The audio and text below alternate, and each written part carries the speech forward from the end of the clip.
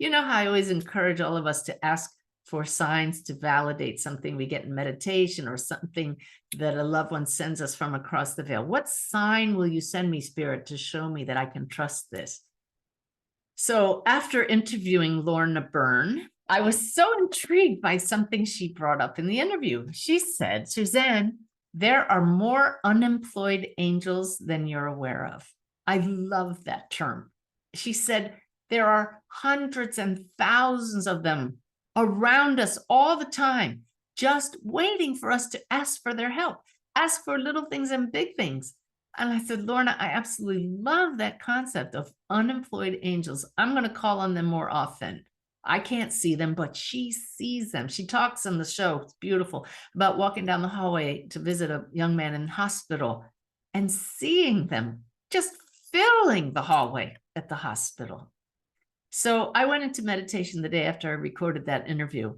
And I said, angels, if you really are around me as much as Lorna says, if you're around all of us as much as she says, unemployed angels, what sign are you going to send me to validate this?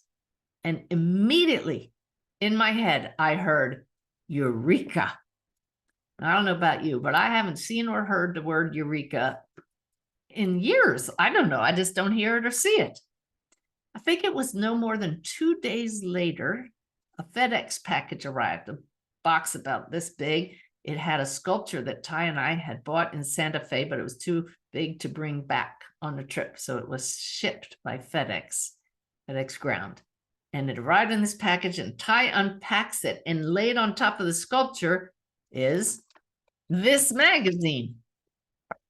And it has an article. This is one of the artist's sculptures right there. And the artist has put, his name is Summers Randolph, S-O-M-E-R-S.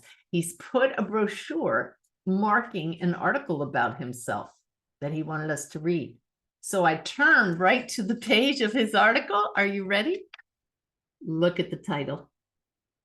I mean, 4-inch high letters, there's my word. But the beautiful part about this, once you understand how these unemployed angels work, is that with their higher perspective, they knew that magazine was on the way. They knew I was going to open right to that page. They're sitting on the balcony going, this is going to be good. Pass the popcorn, right?